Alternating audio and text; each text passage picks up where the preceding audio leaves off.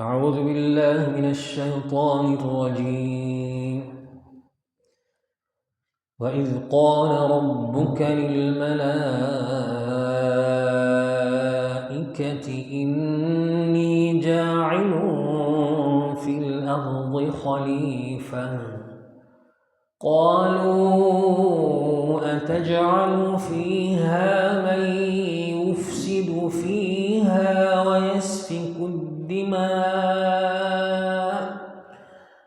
ويسفك الدماء ونحن نسبح بحمدك ونقدس لك قال إني أعلم ما لا تعلمون. وعلم آدم الأسماء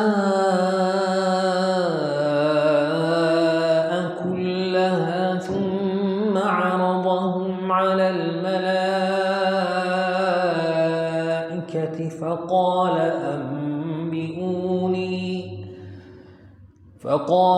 أنبئوني بأسماء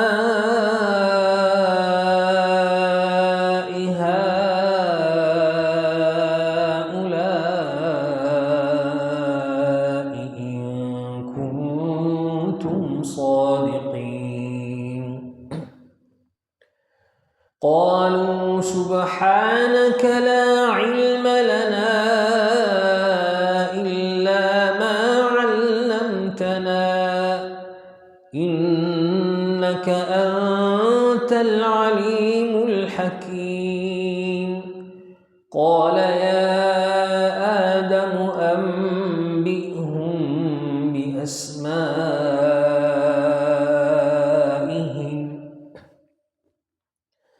فلما أنبأهم بأسمائهم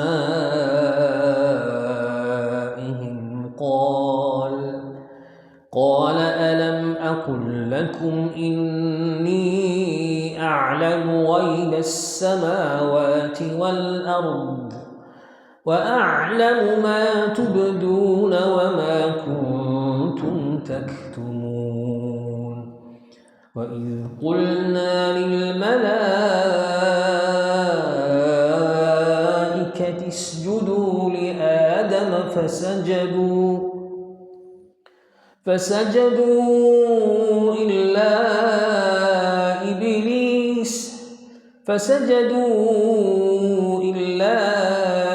إبليس أبى واستكبر وكان من الكافرين. وقلنا يا آدم اسكن أنت وزوجك الجنة وكلا منها رغدا حيث شئتما ولا تقربا هذه الشجرة فتكونا من الظالمين. فأزلهما الشيطان عنها فأخرجهما مما كانا فيه فقلنا اهبطوا بعضكم لبعض عدو ولكم في الأرض مستقر ومتاع إلى حين. فتلقى آدم من ربه كلمات فتاب عليه إنه هو التواب الرحيم.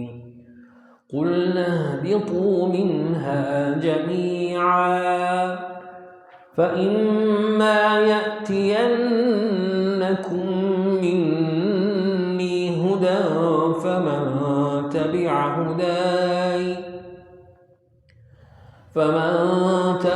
هداي فلا خوف عليهم ولا هم يحزنون. والذين كفروا وكذبوا بآياتنا أولئك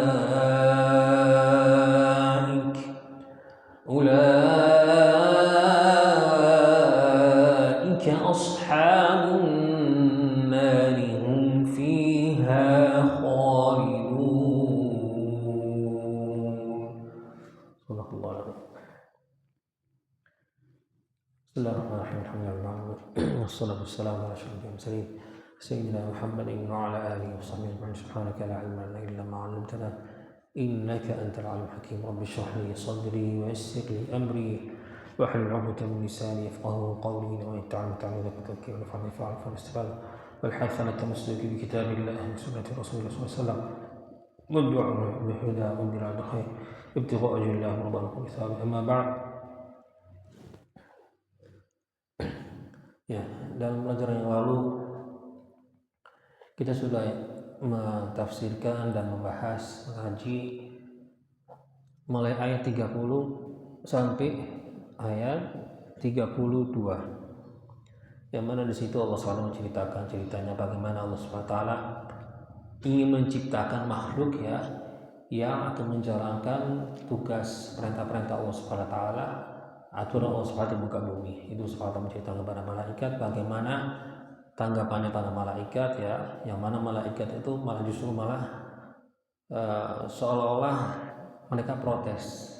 Walaupun kita sudah menjelaskan ya, mereka itu bukan protes, mereka saking cintanya sama Allah Subhanahu wa taala, mereka tidak ingin ada makhluk yang menghina Allah Subhanahu wa taala, yang tidak mengetahui ya kemuliaan dan keagungan Allah Subhanahu wa taala.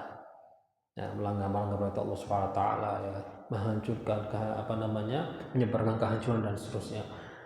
Sehingga bertanya kepada Allah SWT bagaimana Allah SWT ingin menciptakan ya makhluk yang akan menyebarkan kehancuran di muka bumi. Ya. Ini menurut juga beberapa ulama ahli tafsir itu yang dimaksud siapa yang menghancurkan menyebarkan kehancuran di muka bumi sebelum manusia. Ada yang bilang jin, ada yang bilang Allah SWT menciptakan ya makhluk-makhluk bukan manusia, bukan jin awal zaman dahulu ya. Walhasil terlepas daripada beberapa siapa yang diciptakan oleh Allah SWT sebelum manusia, intinya malaikat khawatir bahwasanya makhluk diciptakan oleh Allah SWT yang akan nanti berjalan di muka bumi itu justru malah nanti akan menantang Allah SWT, akan menghina Allah SWT dan tidak memuliakan, tidak mengagungkan Allah Subhanahu wa taala. Ini kekhawatiran para malaikat. Akan tetapi Allah Subhanahu wa taala ternyata menciptakan makhluk yang luar biasa, yang mulia, itu adalah Nabi Adam, yang diberi ilmu oleh Allah Subhanahu wa taala yang tidak dimiliki oleh para malaikat, sehingga Allah Subhanahu wa taala memperlihatkan bagaimana keutamaan Nabi Adam ya, keutamaan ilmu yang dimiliki oleh Nabi Adam, sehingga para malaikat ya sudah pasrah kepada Allah Subhanahu wa taala. Ya. Sehingga ya sampai ya kita berhenti terakhir setelah malaikat tidak bisa menjawab, Nabi Adam menjawab. Dan Allah Subhanahu wa taala menyampaikan kepada malaikat bahwasanya Allah Subhanahu wa taala, sesungguhnya Allah Subhanahu wa taala yang mengetahui hal-hal yang gaib yang terjadi di langitan dan di bumi, di alam semesta ini semuanya. Dan Allah SWT mengetahui apa yang kalian mentampakkan atau melihatkan, seperti yaitu tadi seperti protesnya para malaikat tadi itu, atau pertanyaannya para malaikat tadi, dan hal-hal yang disembunyikan ya, dirahasiakan atau disembunyikan ya di dalam diri kalian masing-masing. Yang mana seperti yang kita menjelaskan menurut sebagian ulama tafsir, yang dimaksud oleh Allah SWT secara khusus itu adalah kebencian iblis terhadap Nabi Adam. Nah, terlepas dari hal-hal yang sifatnya umum, apa saja yang disembunyikan, dirahasiakan oleh manusia yang masing-masing. Nah, kami akan melanjutkan sekarang. Yang mana Allah SWT berfirman, "Wa idh qulna lil malaikati isjudu li Adam." Dan ketika Allah Subhanahu wa taala memerintahkan para malaikat usjudu li Adam, sujudlah menghadap ke Adam, bersujudlah kepada Nabi Adam. Maka semuanya bersujud, semua malaikat tanpa kecuali bersujud. sujud ini bukan untuk menyembah Nabi Adam. Sujud di dalam syariat Islam kepada makhluk ya siapapun ya, walaupun kepada Nabi itu tidak diperbolehkan, hukumnya haram. Akan tetapi perbuatan sujud ini walaupun haram ya, ketika tujuannya menghadap ke seorang makhluk ya, sesosok makhluk, walaupun haram tapi tidak bisa dikatakan orang yang melakukan itu kafir atau musyrik, tidak. Selama tidak meyakini yang sujudnya tadi ya, sujud dengan rasa dengan keyakinan bahwasanya ini adalah Tuhan atau memiliki kekuasaan seperti kekuasaan Tuhan. Nah, baru kalau semacam ini berarti kafir musyrik. Tapi kalau hanya sujud untuk menghormati dan memuliakan hanya haram saja. Ya, tidak diperbolehkan. Nah, di dalam syariat-syariat terdahulu diperbolehkan. Seperti di dalam syariatnya Nabi Yakub. Nah, Nabi Yusuf, zaman Nabi Yusuf ya. Gimana ceritanya Nabi Yusuf ketika orang tuanya Nabi Allah Yakub ya dan ibunya Nabi Yusuf, saudara-saudara ketika bertemu dengan beliau semuanya bersujud. Ya. Fakharru lahu sajidin. Nah, bersujud, semuanya bersujud. Nah, sujudnya itu untuk menghormati ya, memuliakan dan menghormati, yang mana apakah haram enggak? Di dalam syariat, di dalam agama mereka itu diperbolehkan. Kalau tidak diperbolehkan pasti ya, pertama Nabi Yusuf akan menegur, enggak boleh ini, haram. Ya, karena seorang nabi itu enggak boleh ya. Kalau orang muslim saja melihat kemungkaran itu harus dia menyampaikan ya, bahwa ini enggak boleh, apalagi seorang nabi. Ini yang pertama. Yang kedua, mana mungkin nabi, ayahnya Nabi Yusuf itu siapa? Nabi siapa? Nabi Yakub. Nabi Yakub, masa seorang nabi nggak tahu hukum? Ya, masa seorang nabi melanggar hukum syariatnya? Berarti ini bukti bahwasanya perbuatan semacam itu di zaman mereka, di agama mereka itu diperbolehkan. Ya, sama pun juga ketika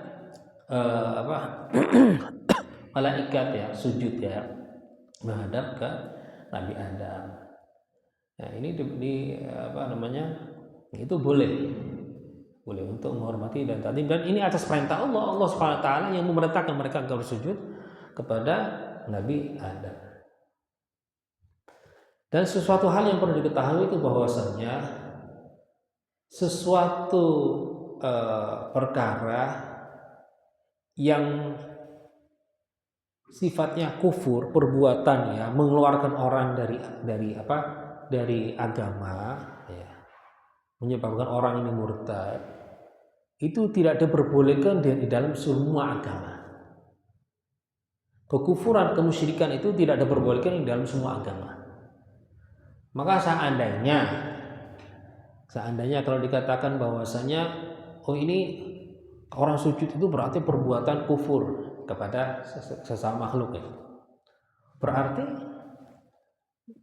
di zaman Nabi Yusuf itu ketika mereka bersujud itu berarti mereka kufur. Enggak, di zaman mereka boleh. Enggak bisa dong.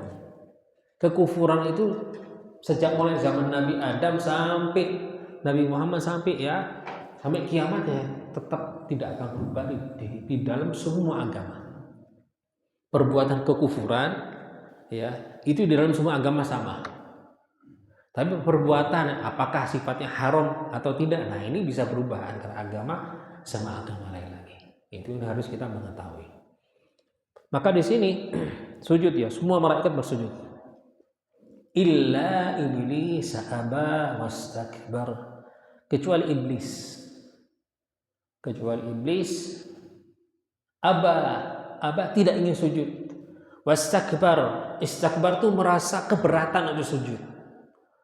Merasa dirinya itu tidak sudi, gak pantas, gak layak bersujud kepada Nabi Adam. Nah, inilah maksiat yang pertama yang terjadi ya, itu dari di langit, ini adalah maksiatnya iblis. Apa penyebabnya? Kesombongan, al-kibr. Sehingga seperti kata Imam Ghazali dan banyak ulama bahwasanya maksiat yang pertama adalah maksiat kesombongan, maksiatnya iblis. Illa iblis aba wastakbar, nggak mau, wastakbar merasa keberatan atau merasa sok dia lebih mulia, lebih tidak sudi untuk bersujud kepada Adam, wa kana minal kafirin, sehingga iblis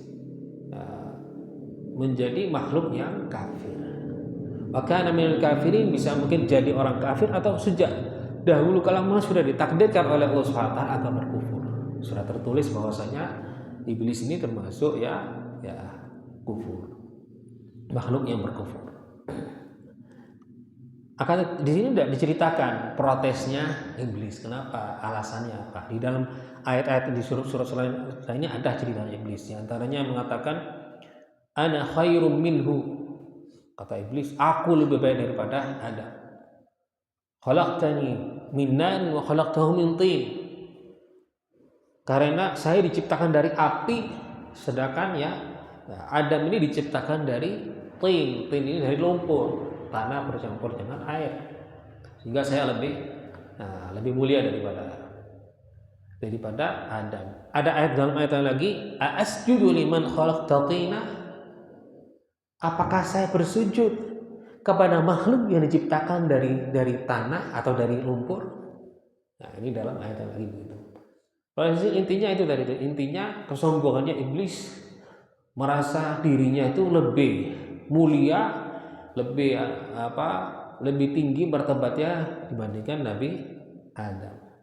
Seandainya benar, tapi seharusnya itu diabaikan atas perintah Allah SWT. Itu nggak usah lihat mempertimbangkan masalah ini, itu nggak. Allah merintah sujudlah, tapi iblis nggak, masih egonya masih sombongnya masih nggak mau sujud karena alasan saya lebih. Apakah dalam satu ayat, apakah saya disuruh sujud kepada yang diciptakan dari makhluk diciptakan dari lumpur? Dalam ayat yang lagi, ana khairum minhu, saya lebih baik daripadanya. Karena kiasannya atau logikanya iblis, api itu lebih kuat, lebih hebat daripada tanah. Padahal, kata para ulama, pertama yang mengkias, pertama yang menggunakan logika itu adalah iblis. Tapi logikanya salah. Maka orang itu jangan mudah menggunakan logika tanpa dasar. Jadi kalau masalah hukum-hukum syariat itu ada hukum-hukum yang menggunakan logika, tapi logika yang digunakan itu logika ada aturannya. Nah, kalau tanpa aturan salah seperti iblis. Kalau seandainya logikanya iblis ini memang dengan aturan yang benar, maka iblis akan mengetahui bahwasanya tanah itu lebih hebat daripada api. Nah, kita lihat di POM sekarang kan disediakan tanah pasti kan. Kalau udah bisa ngatasi kebakaran dengan air, dengan pakai pasir, selesai. Berarti lebih kuat, lebih hebat daripada api. Kiasan yang benar, logika yang benar begitu. Logikanya iblis yang salah ternyata, karena aturan logikanya itu nggak benar. Lepas daripada itu, ada cerita juga masalah iblis mengancam keturunan Nabi Adam. Iblis sempat mengancam keturunan Nabi Adam, akan menyesatkan keturunan Nabi Adam.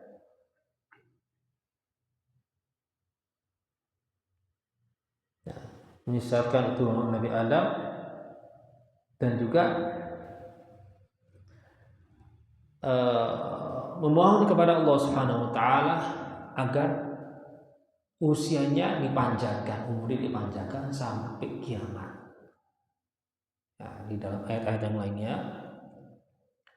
qala fa'anzirni ila yaumi yub'atsun, mohon kepada Allah Subhanahu wa taala agar dipanjangkan umurnya sampai kapan? Ila yaumi yub'atsun, sampai hari yang akan dibangkitkan. Yaumul ba'ats itu adalah hari kiamat.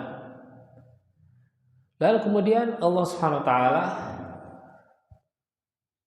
justru malah Allah Subhanahu wa taala mengijabahkan, mengabulkan permohonannya atau doanya iblis. Qala fa innaka minal munzirin. Nah, di sini kita ambil hikmah bahwasanya jika iblis, makhluk yang paling dibenci oleh Allah SWT, dikutuk oleh Allah SWT, masih bisa diterima doanya, apalagi ya kita ini.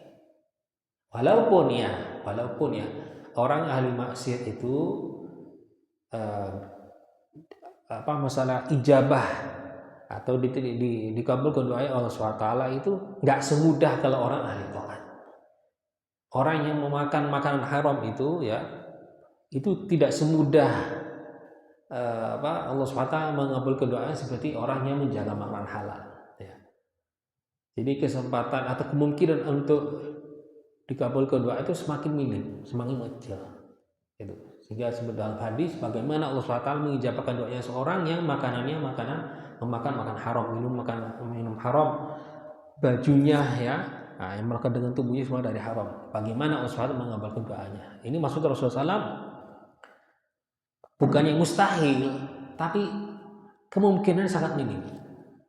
Maka sehingga Nabi Muhammad SAW menyampaikan dalam hadisnya, ajib mat'amak tusdajab da'watuk. Atib mat'amak ya, perbaikilah makananmu, maksudnya memakan dari uang yang halal, makanan yang halal, agar supaya doanya diijabahkan dengan oleh Allah SWT. Kembali kepada cerita iblis tadi itu, bukan artinya seburuk-buruk apapun Allah SWT tidak mustahil menerima doanya. Bisa jadi Allah SWT mengabulkan dan menerimanya doanya siapapun, contohnya doanya iblis saja. Akan tetapi suatu hal lagi berkaitan dengan doa, selain masalah diijabahkan atau tidak, Allah SWT mengabulkan doanya walaupun seburuk-buruk apapun makhluk Allah SWT. Selain itu, yang namanya ijabah atau mengabulkan doa itu apa maksudnya? Allah SWT mengijabahkan atau mengabulkan doa kita. Bukan artinya apa yang kita minta kita mendapatkan, belum tentu. Akan tetapi arti dari mengijabahkan, mengabulkan itu lebih tepat doanya sampai ya, nyampe kepada Allah Subhanahu wa taala. Seperti surat, kita ngirim suratnya tepat alamatnya sampai di tangan orang yang kita ingin menyampaikan suratnya kepadanya. Itulah namanya ijabah begitu. Jadi istilahnya permohonan kita sudah diterima oleh Allah SWT. Masalah diproses atau tidak itu kembali kepada Allah Subhanahu wa taala. Seandainya Allah SWT memberikan ya apa yang kita minta itu doa kita mengabulkan Allah SWT, terkadang Allah SWT mengijabahkan, mengabulkan doa kita, akan tetapi tidak sesuai 100% dengan permintaan kita. Allah SWT akan memberi kepada kita hal yang istilahnya yang terbaik untuk kita, atau yang ada hikmahnya tersendiri yang hanya Allah SWT yang mengetahuinya. Nah, mungkin orang minta sembuhnya sekarang, mungkin diberi kesembuhan, tapi mungkin ya seminggu lagi, sebulan lagi, setahun lagi. Nah, di waktu yang telah ditentukan Allah SWT karena ada hikmahnya tersendiri. Nah, ini ketika iblis memohon kepada Allah SWT agar supaya usianya dipanjangkan sampai kiamat, apa kata Allah SWT? Qala fa innaka minal munzirin. Kata Allah SWT, kau iblis akan dipanjangkan umurnya. Minal munzirin termasuk golongan makhluk-makhluk Allah SWT yang usianya dipanjangkan. Munzari dari kata-kata intadzara menunggu, maksudnya menunggu ajalnya masih lama. Seperti malaikat Jibril, Mikail, Israfil, dan rata-rata sebagian besar para malaikat. Khususnya besar-besar para malaikat ya. Atau malaikat-malaikat yang terbesar. Kata Allah SWT akan mengabulkan, menijabahkan doanya agar dipanjangkan umur tadi itu. Qala fa innaka minal munzirin. kau wahai iblis termasuk makhluk-makhluk yang usianya panjang, akan tetapi bukan sampai hari kiamat, ila yaumil waqtil ma'lum, sampai di hari yang akan nanti ditentukan oleh Allah Subhanahu wa taala, bukan sampai hari kiamat. Nah, ini kata salah satu guru kami Abu Bakar bin Ali Masyhur, beliau menyampaikan bahwasanya kapan hari yang dimaksud oleh Allah Subhanahu wa taala yang akan dicabut nyawanya iblis akan mati, ya sama, makhluk, semua makhluk akan mati termasuk iblis. Kapan matinya iblis? Jika semua manusia yang di muka bumi ini tidak ada satupun yang mengenal Allah Subhanahu wa taala. Sudah, berarti tujuannya iblis ya selesai, tugasnya sudah selesai, sudah, disitulah akan dicabut nyawa. Nah ini tentang iblis ya, protesnya iblis, permohonan iblis akan banyak umur ya. Semuanya yang akan dibahas di dalam ayat-ayat yang lainnya dalam Quran. Di sini enggak, di sini hanya bersingkat saja, mempersingkat bahwasanya iblis nggak mau sujud sudah.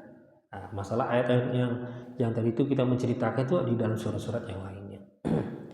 Lalu kemudian Allah SWT melanjutkan cerita Nabi Adam. Wa qulna ya Adam uskun anta wa zawjukal jannah. Wahai Nabi Adam, Allah SWT bilang kepada Nabi Adam, wahai Nabi Adam, kamu dan istrimu Hawa tinggallah di surga. Wa kula minha ragadan haitsu syi'tuma. Maksudnya makanlah sepuas-puasnya dari makanan yang di surga.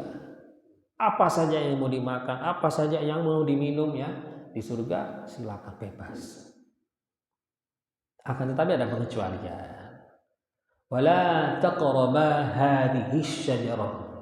Akan tetapi janganlah mendekati pohon ini.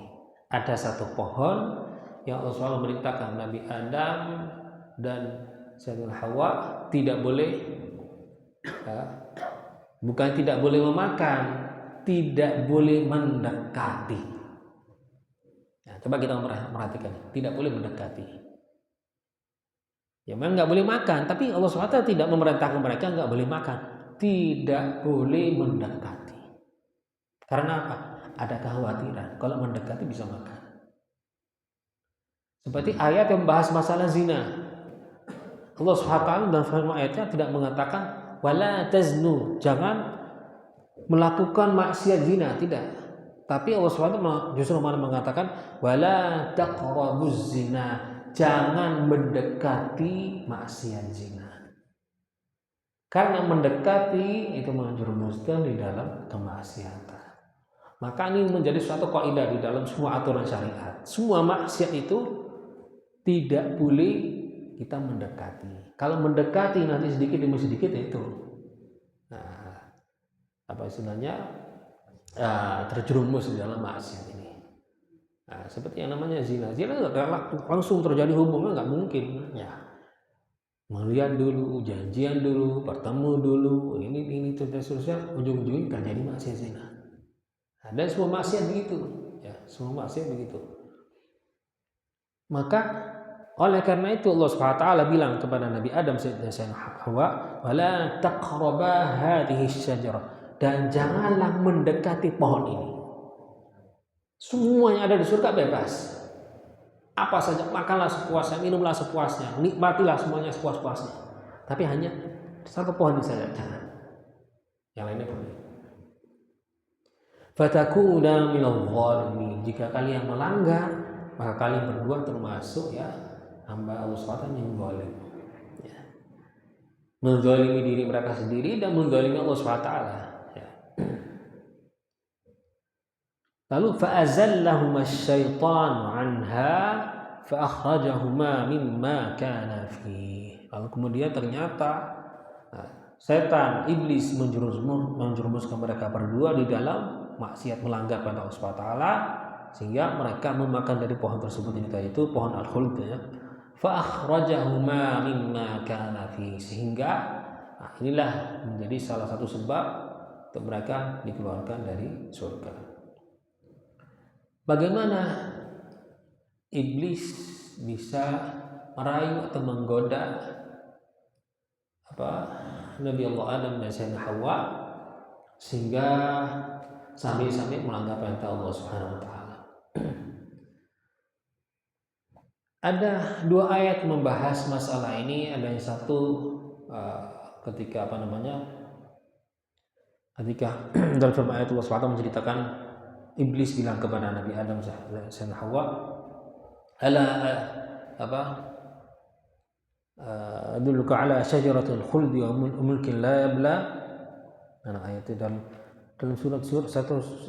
surat Taha, yang satunya lagi dalam surat mana tadi?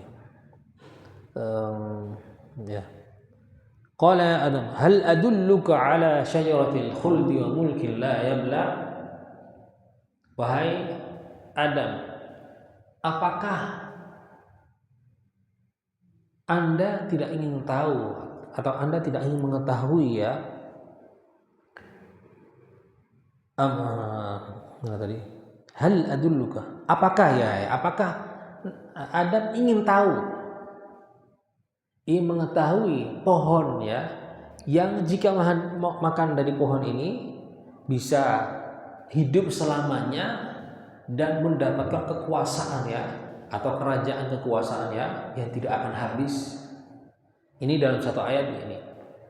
Dalam ayat yang lagi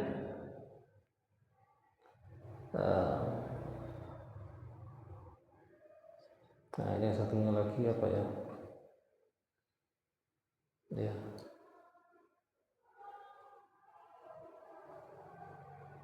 Ma nahakuma rabbukuma an tilkuma asy-syajarati illa an takuna malakaini aw takuna minal khalidin.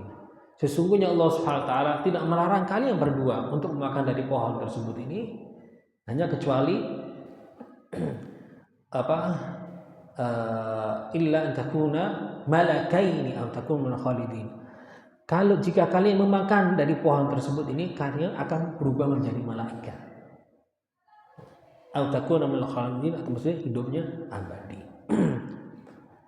Ada beberapa pengertian dari ulama ahli tafsir. Ada yang mengatakan bahwasanya mungkin Adam tidak tahu bahwasanya bisa hidup di surga itu selamanya, sehingga rayuan iblis kalau makan dari pohon tersebut ini akan bisa hidup selamanya. Ada yang mengatakan begitu. Akan tetapi ada yang mengatakan begini. Jadi iblis ini merayu dengan 2 atau 3 rayuan, yaitu diantaranya menjanjikan kalau makan dari pohon ini akan hidup selamanya. Menurut sebagian ahli tafsir, ada yang mengatakan ada ulama yang mengatakan bahwasanya sebenarnya Nabi Adam tidak tergoda dengan hidup selamanya, tidak tergoda, abadi, tidak tergoda dengan itu. Mendapatkan kekuasaan atau menjadi raja atau mendapatkan kekuasaan yang tidak akan habis, itu pun juga ada yang mengatakan Nabi Adam tidak tertarik, tidak tergoda dengan itu. Akan tetapi Nabi Adam tergoda dengan satu. Mana rabbukum an tilkuma asy-syajarati illa an takuna malakaini. Nabi Adam tergoda itu ingin menjadi malaikat. Ini. Tergoda karena apa? Nabi Adam begini. Nabi Adam tuh memikir bahwasanya kalau saya jadi malaikat berarti martabat saya lebih tinggi di sisi Allah Subhanahu wa taala. Itu, ada yang mengatakan begitu. Jadi Nabi Adam nih berharap agar supaya dia lebih dekat lagi dengan Allah Subhanahu wa taala. Sehingga ada ulama yang mengatakan begini, iblis itu jika menggoda orang dengan jalur maksiat enggak tergoda, dengan jalur tipuan dunia tidak tergoda, dia akan menuju ke jalan agama, melalui agama. Bagaimana caranya sholat, tapi sholatnya nanti riya. Bagaimana sedekah tapi nanti sodakohnya merasa bangga dengan amalan sendiri, sehingga ibadah tapi malah ibadahnya sia-sia. Maka iblis itu begitu. Kalau orang ini tidak bisa tergoda dengan dunia, dengan harta, tidak bisa tergoda dengan rayuan-rayuannya, dengan maksiat-maksiat dan seterusnya, maka iblis akan mendatangi dari jalur ibadah. Jadi sholat, tapi sholatnya nanti dirusak. Puasanya dirusak. Sedekah, zakat gitu juga, haji, semua zikir, semua ibadah ya akan dirusak. Dan justru malah iblis lebih suka begini dibandingkan yang maksiat ya. Karena apa? Ini sudah ibadah tapi ibadahnya malah susah payah ya, ibadah malah hampa, nggak dapat apa-apa. Ini lebih iblis lebih suka yang ini dibandingkan yang karena istilahnya apa? Istilahnya kalau bahasa kita ini kurang menarik. Kalau menggoda orang maksiat, yang menarik menggoda orang yang beriman tapi digoda imannya, itu lebih menarik bagi iblis. Lalu bagaimana Nabi Adam bisa tertipu? Ada beberapa sebab. Di antaranya Nabi Adam melihat bahwasanya iblis ini lebih lama usianya ya, lebih tahu banyak, pengalaman lebih banyak. Selain itu, yang lebih terpenting adalah Nabi Adam itu bersumpah. Waqasamahuma inni lakuma laminan nasihin. Iblis bersumpah demi Allah SWT, saya ini niat saya baik, saya hanya ingin menolong kalian, ingin membantu kalian. Nah, disinilah terlepas daripada Nabi Adam ingin semakin dekat dengan Allah SWT, dengan sumpahnya iblis tertipu karena Nabi Adam nggak nyangka ada makhluk yang berani berbohong dengan membawa nama Allah SWT. Di zaman sekarang itu banyak. Ya. Ini Nabi Adam ya, makhluk yang tidak pernah tahu namanya maksiat, sehingga nggak nyangka ada makhluk yang berani berbohong dengan membawa nama Allah. Nah, ini salah satu sebabnya. Sehingga Allah SWT sempat dalam satu ayat yang membela Nabi Adam ya, dengan apa ayat itu? Alhasil dari situlah sempat Allah SWT mengatakan bahwasanya Nabi Adam tidak sengaja ya, di dalam maksiat itu tidak sengaja berniat untuk melanggar perintah Allah SWT, tidak. وقال يا آدم اسكن أنت وزوجك الجنة وكلا منها رغدا حيث شئتما ولا تقربا هذه الشجرة فتكونا من الظالمين فأزلهما الشيطان عنها فأخرجهما مما كان فيه وقلنا اهبطوا بعضكم لبعض عدو. Kemudian Allah SWT memerintahkan atau berkata ya kepada Nabi Adam dan Sayyidah Hawa dan kepada iblis semuanya, ihbitu, turunlah kalian semuanya, akan diturunkan dari surga ke bumi.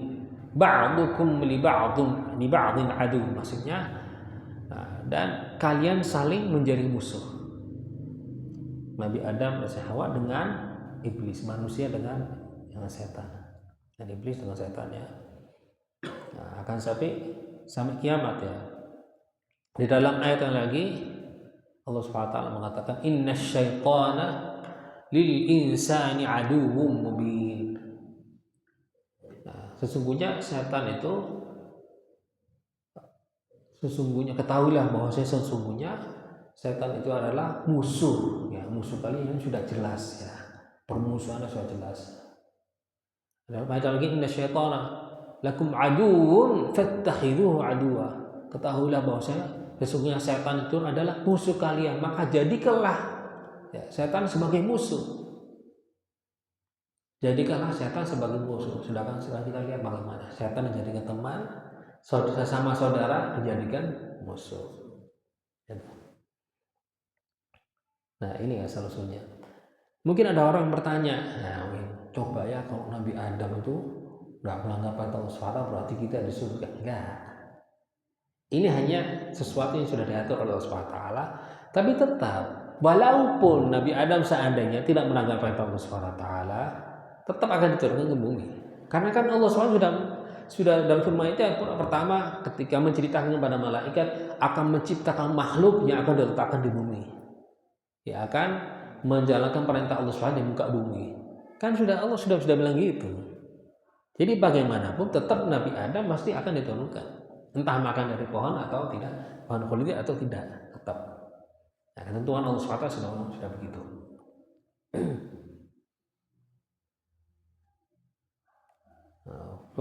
وقلنا اهبطوا بعضكم لبعض عدو ولكم في الأرض مستقر ومتاع إلى حين. Dan kalian nanti ya akan tinggal, tempat tinggal kalian itu yang itu akan ada apa di bumi. Kalian akan tetap ya tinggal di bumi sampai waktu yang akan ditentukan oleh Allah Subhanahu wa taala, itu kiamat.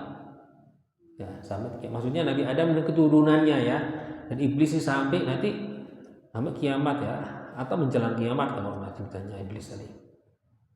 Sampai waktu yang telah ditentukan oleh Allah Subhanahu wa taala. Jadi istilahnya ya, sebenarnya Nabi Adam ini tidak secara hakikatnya nggak maksiat, tidak maksiat. Gambarannya saja seolah-olah maksiat, tapi sebenarnya tidak. Seperti orang yang melakukan sesuatu perbuatan yang haram tapi lupa kalau itu perbuatan itu haram. Jadi secara mungkin dibilang ini haram, tapi secara hukum enggak. Karena apa? Enggak sengaja dia, lupa. Nah, anggap saja Nabi Adam begitu. Ya, anggap saja Nabi Adam begitu. Iya, dan firman itu Allah SWT mengatakan fanasiya walam najid lahu azma. Allah SWT membela Nabi Adam dengan mengatakan dan sesungguhnya Nabi Adam itu lupa. Ya, lupa dengan larangan Allah SWT, tertipu dengan rayuannya iblis dengan sumpahnya itu sudah akhirnya lupa dengan perintah Allah SWT, yang mana istilahnya perintah Allah SWT dengan alasan apapun, dengan sebab apapun dan kondisi keadaan apapun jangan. Nah, intinya begitu. Lupa dengan itu karena beberapa sebab tadi itu. Fanasiya dengan Nabi Adam atau Allah SWT lupa. Walam najid lahu azma, kata Allah SWT, dan kami tidak melihat, aku tidak melihat di dalam hatinya ada rasa atau ada niat untuk melanggar perintah Allah SWT, tidak ada. Fatalaqqa Adam min rabbih kalimatin fataba alaihi innahu huwat tawwabur rahim. Lalu kemudian Nabi Adam diberi ilham oleh Allah SWT beberapa kata ini yang Nabi Adam mengucapkan beberapa kata permohonan kepada Allah SWT agar diampuni dosanya. Kalimat beberapa kata, dengan beberapa kata ini ucapan yang diilhamkan oleh Allah SWT kepada Nabi Adam, fataba alaihi, ketika Nabi Adam mengucapkan, lalu Allah SWT memberi taubat ya kepada Nabi Adam, memaafkan. Innahu huwat tawwabur rahim, karena sesungguhnya ketahuilah sesungguhnya bahwa Allah SWT yang maha memberi taubat dan maha kasih sayang. Apa ucapan yang diucapkan oleh Nabi Adam? Sebagian besar ulama ahli tafsir doanya Nabi Adam atau ucapan yang istighfar yang diucapkan oleh Nabi Adam yang diilhamkan oleh Allah SWT untuk mengucapkannya, Rabbana zalamna anfusana wa illam taghfir lana wa tarhamna lanakunanna minal khasirin. Nah, ini sebagian besar ulama ahli tafsir mengatakan ini doanya Nabi Adam yang diberi ilham oleh Allah SWT saat itu adalah doa ini. Ada riwayat yang lagi, nah itu riwayat walaupun ini mungkin sanadnya bagaimana, mungkin itu riwayat mungkin sering kali kita dengar ya dari para dai-dai, itu ketika Nabi Adam sedang bermaksiat itu Nabi Adam mengangkat kepalanya, lihat ya di bawah kaki arsy Allah SWT dan di daun-daun semuanya ada kata la ilaha illallah Muhammadur Rasulullah SAW, sehingga memohon kepada Allah SWT dengan kehormatan kemuliaannya, Muhammad ampunilah dosaku.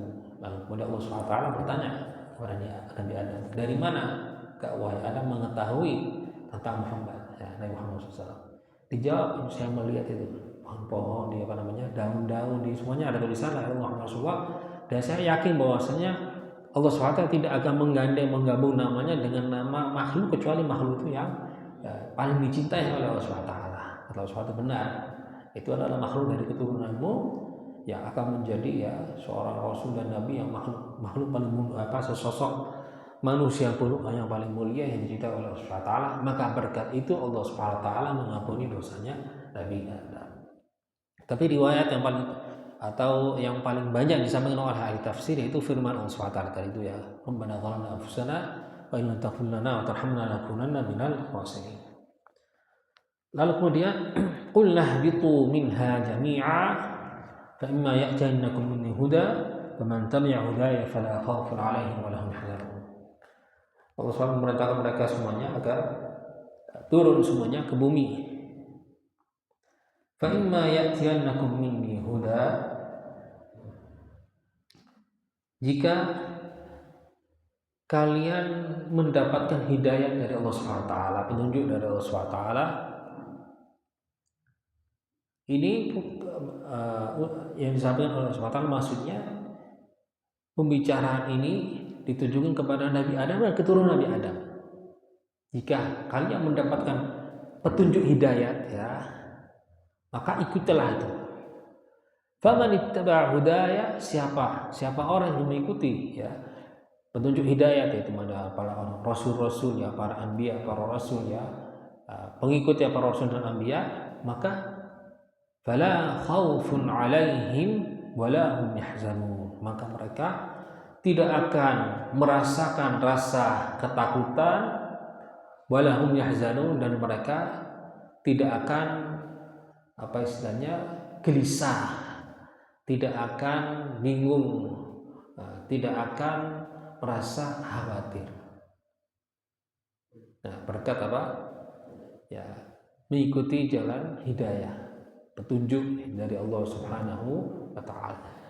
Menurut ada sebagian ulama mengatakan bahwasanya sebenarnya ada 4 buah dari orang yang mengikuti jalur yang benar. 2 di dalam ayat ini, 2 dalam ayat yang lagi. Dalam ayat yang lagi itu adalah faman ittaba'a hudaya fala yadhillu wa la yashqa. Siapa orang mengikuti jalur hidayah, maka mengikuti jalur yang benar, mengikuti jalurnya para rasul, para nabi, dan para aulia, para ulama, fala yadhillu wa la yashqa, maka tidak akan tersesat dan tidak akan celaka. Berarti kesimpulannya, orang yang berjalan di jalur para rasul, para anbiya, para sholihin, para aulia, para ulama dijamin 4 jaminan. Pertama, la khaufun 'alaihim, tidak akan merasakan rasa ketakutan nanti di alam akhirat, akan diamankan oleh Allah SWT. Salam, diamankan, selamatkan. Kemudian yang kedua, tidak akan, pertama ketakutan, tidak akan merasa ketakutan, kekhawatiran tidak ada, kebingungan, kegelisahan tidak ada, dan diberi ketenangan oleh Allah SWT. Lalu kemudian fala yadhillu, tidak akan tersesat, wala yashqa, tidak akan celaka. 4 jaminan bagi orang yang ikuti berjalan di jalur hidayah, mengikuti petunjuk hidayah, mengikuti para rasul, nabi, para aulia, para rasul, para ulama. 4. La yakhafu wala yakhafun wala yahzanun, kemudian la yadhillu wala yashqa. 4.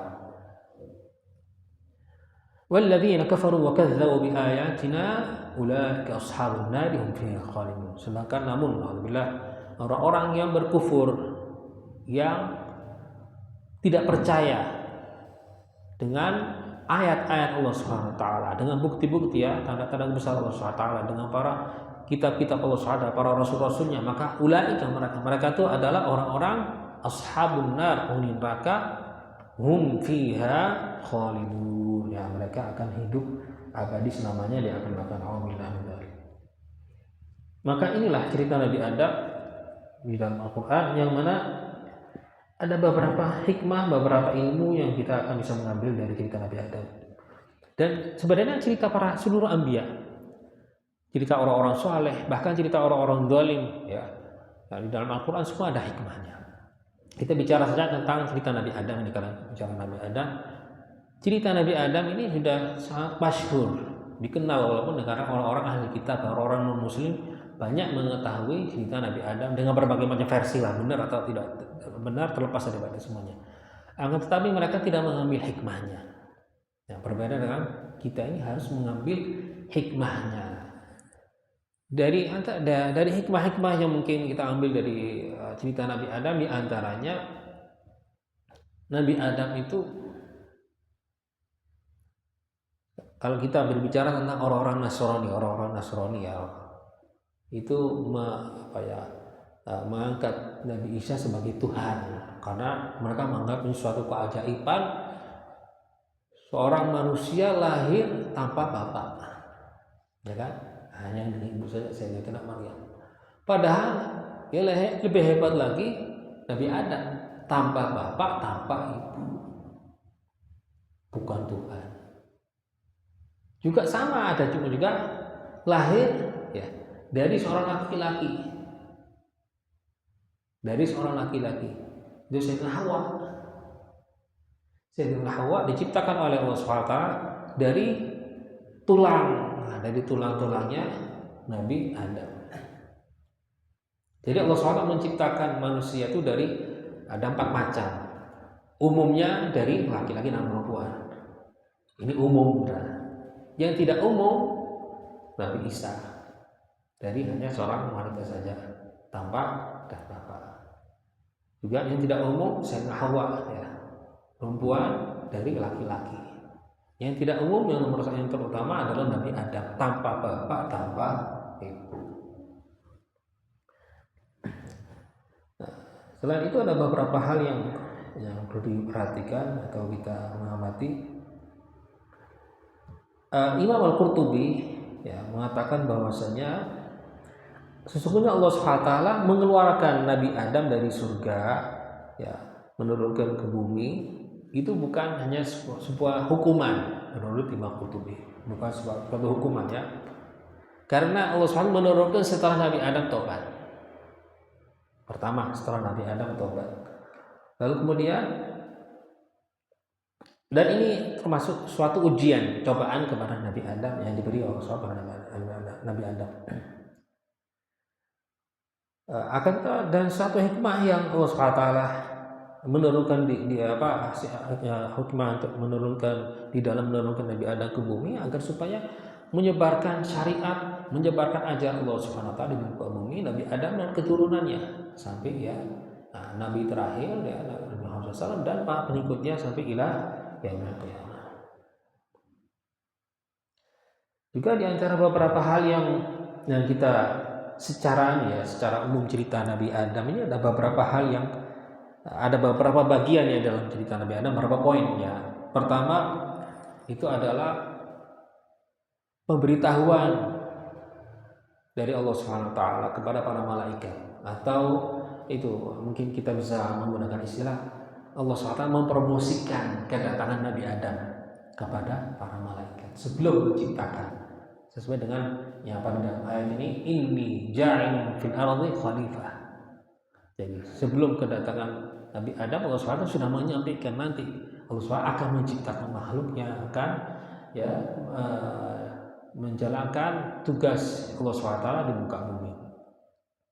Lalu kemudian yang kedua, itu Allah SWT di dalam ayat-ayat yang secara umum ya, bukan di dalam ayat ini, dan seluruh ayat-ayat yang membahas tentang cerita Nabi Adam. Selain itu Allah SWT menjelaskan Allah SWT menciptakan Nabi Adam dari apa? Nah, menciptakan dari tanah, menciptakan dari lumpur itu. Nah, lalu kemudian Allah SWT mentampakkan kelahiran Nabi Adam dengan apa? Dengan memerintahkan para malaikat untuk mentakzimi dan menghormati Nabi Adam bersujud. Nah, ini memperlihatkan ya salah satu makhluk Allah SWT yang mulia yang diciptakan Allah SWT, yang Allah SWT memerintahkan para malaikat untuk menghormati dan memuliakan. Ini hal yang ketiga. Keempat, iblis, cerita iblis. Ya, mana iblis tidak ingin bersujud. Ya. Dan kenapa iblis nggak mau sujud terlepas daripada alasannya apa? Pokoknya iblis sombong itu tadi, kesombongan iblis tadi. Lalu kemudian selain itu juga ayat-ayat yang menceritakan tentang cerita Nabi Adam, menceritakan bagaimana Allah SWT memberi hukuman kepada iblis. Beri hukuman kepada Nabi Iblis atas kesombongannya. Qala fahbit minha, dalam beberapa ayat, fakhruj minha fa innaka rajim, keluarlah dari surga. Langsung diusir Allah Ta'ala.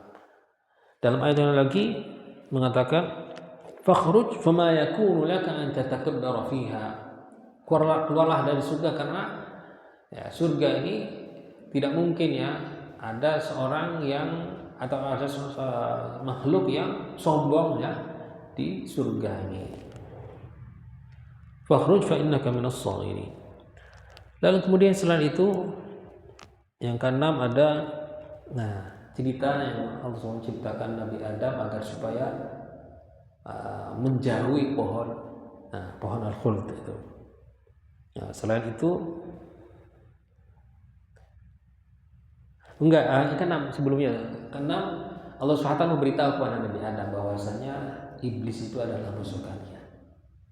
Iblis adalah musuh kalian. Jangan percaya dengan iblis ya. Lalu kemudian setelah itu perintah Allah SWT yang ketujuh, perintah Allah SWT agar tidak boleh makan dari pohon al-khuld.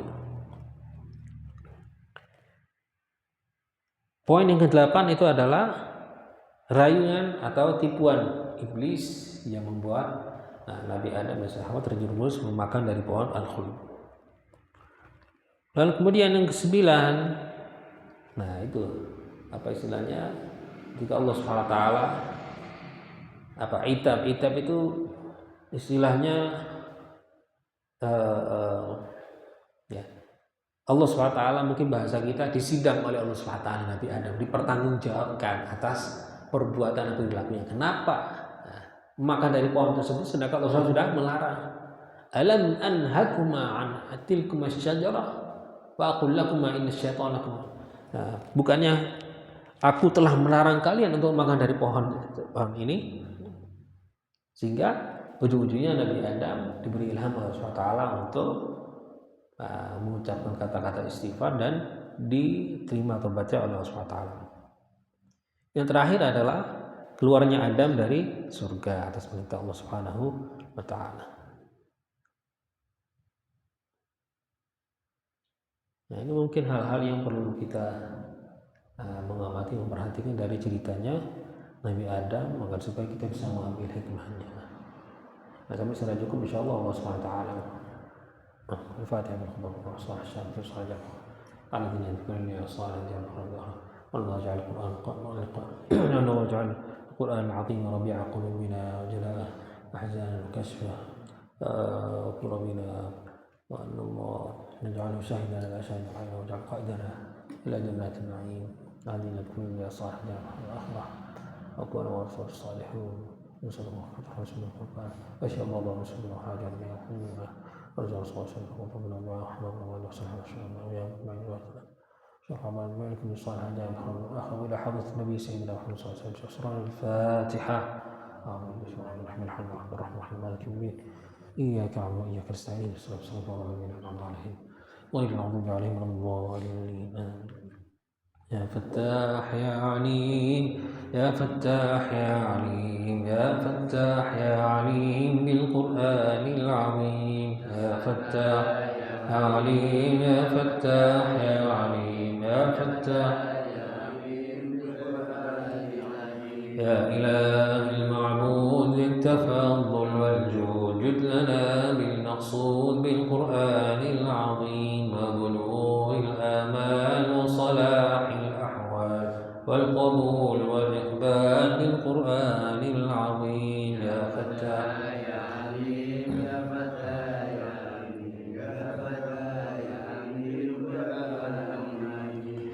وصفاء الأسرار وتوالي الأنوار وامتداد الأعمار بالقرآن العظيم.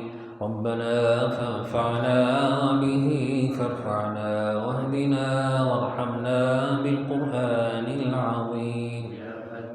يا عليم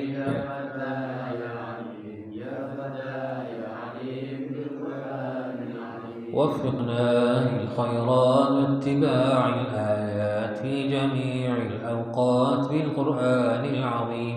أنت رب الأرباب الغفور التواب، تب على من قد تاب بالقرآن العظيم. يا فتاح يا عليم يا فتاح يا مسبب الأسباب يا عزيز يا وهاب، إننا الطلاب بالقرآن العظيم.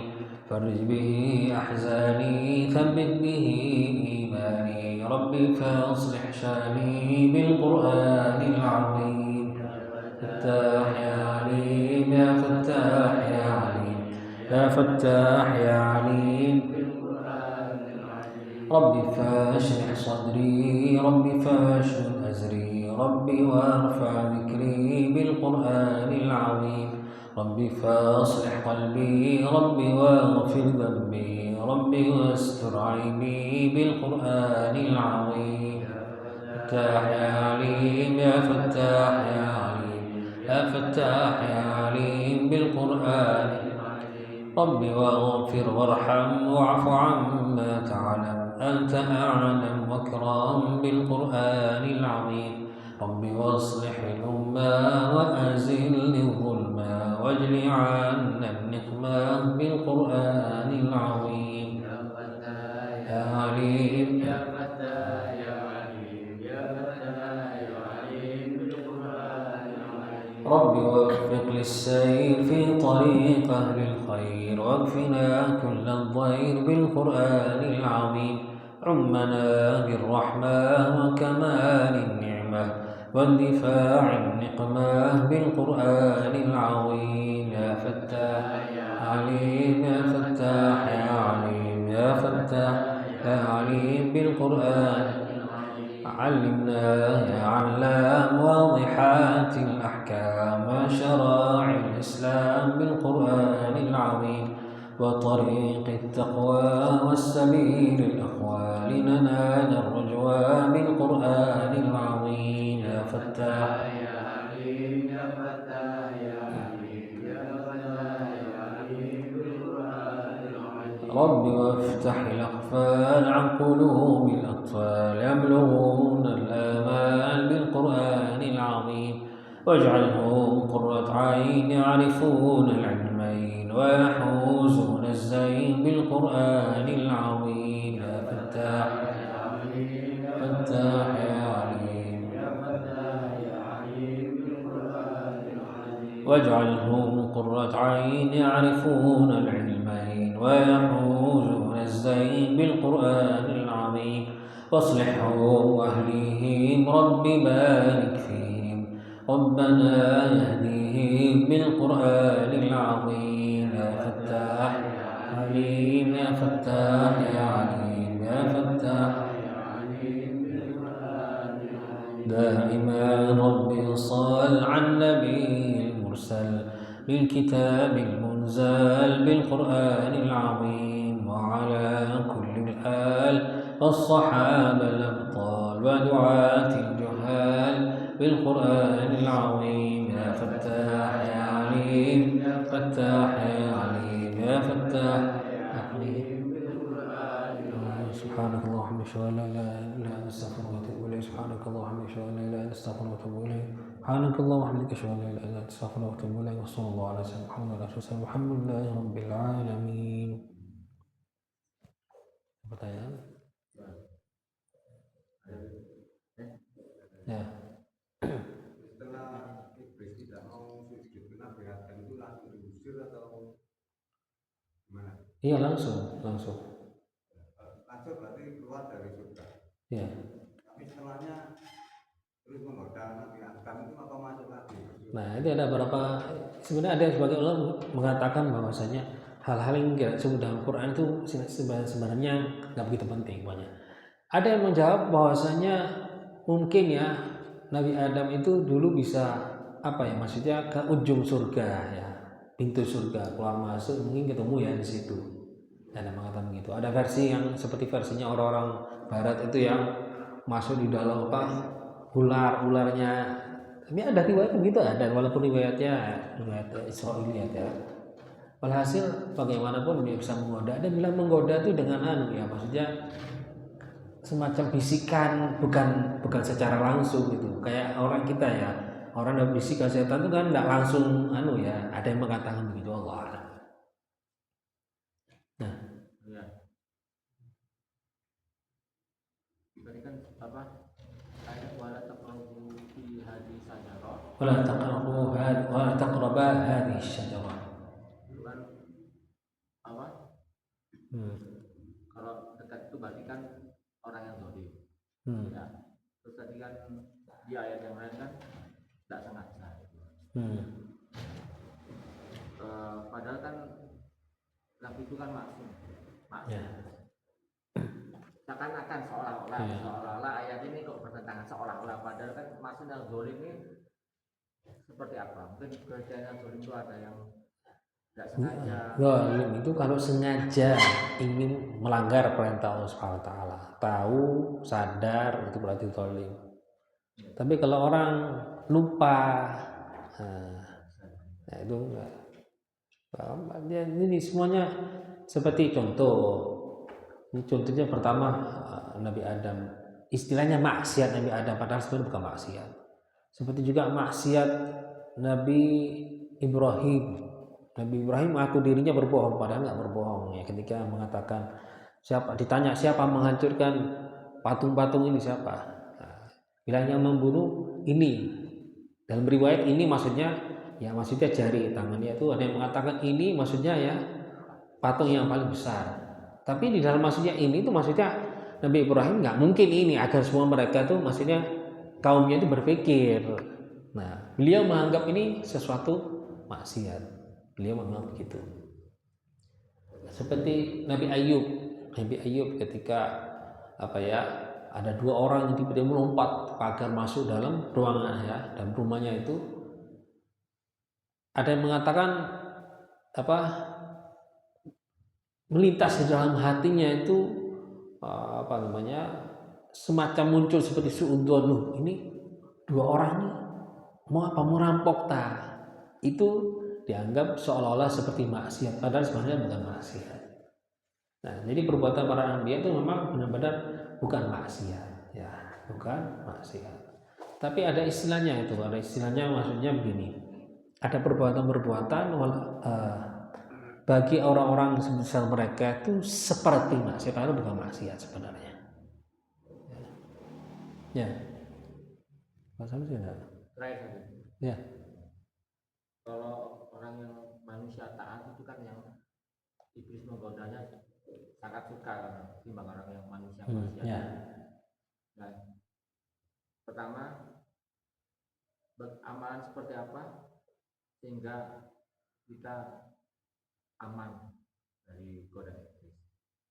Padahal di sisi lain sangat sulit kalau memang aman Nabi Adam saja terkena bisikannya, apalagi kita sebagai makhluk, sebagai orang biasa, sudah pastilah.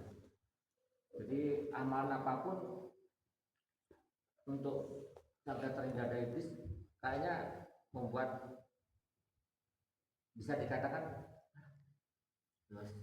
masih kena lagi. Bagaimana kita?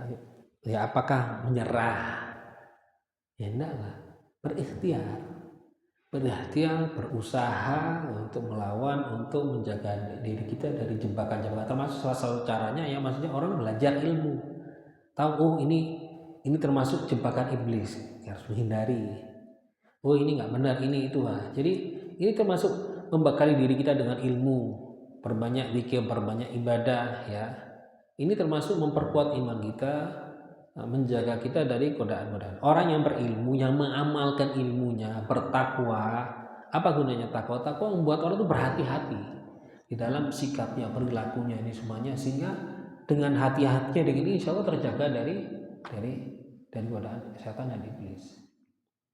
Intinya kita ini jangan menyerah. Nah, jangan menyerah, tetap kita ya berjalan semampu kita. Kita tersandung, kita jatuh, kita pincang, jangan kita jalan menuju jalan Allah Subhanahu wa taala dengan keadaan apapun. Berusaha sepenuh tenaga kita, jangan menyerah. Ini begitu. Tapi termasuk membantu dengan itu, dengan membekal dengan ilmu, dengan takwa, dengan taat, dengan ibadah ya. Nah, dengan zikir ya. Ya. Iblis ya. Ya. Masalah Nabi itu kan tidak mau tuntut sama Nabi Adam. Ya. Karena dia lebih tinggi karena kita Ya. kan dari api. Terus seperti itu. Terus apakah orang-orang yang kita tahu pada saat ini anggapnya orang yang sombong, kadang-kadang anggapnya memberikan belum berapa terus merasa aku itu apa boleh kita mengatakan iblis sih. Apa boleh gitu? Ya, maksudnya boleh aja, maksudnya seperti perilakunya seperti itu. Agak tuh kelompok iblis sih. Sama seperti orang ya, yang mohon maaf, ulama yang tidak mengamalkan ilmunya atau ulama yang menyesatkan manusia, itu dibilang anjing nggak apa-apa sebenarnya. Sesuai dengan firman Allah SWT, "Famathulu kamathalil kalb." Contohnya seperti anjing, kata Allah SWT. Orang yang berilmu juga jadi seperti binatang, seperti kalau dalam ayat lagi, kamathalil himari yahmilu asfara, seperti keledai yang membawa ya bekal, bawa buku banyak, tapi apakah keledai bisa membaca? Enggak. Apakah keledai bisa memahami isinya, mengamalkan? Enggak. Jadi Allah SWT mencontohkan orang yang tidak mengamalkan ilmunya, apalagi orang yang ilmunya banyak ya kelas masya orang mau diri sebagai ustaz, sebagai ulama ya, itu seperti anjing, seperti keledai. Gitu.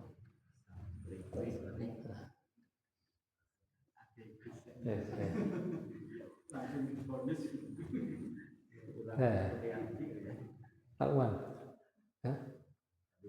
ada. Berarti, Allah SWT.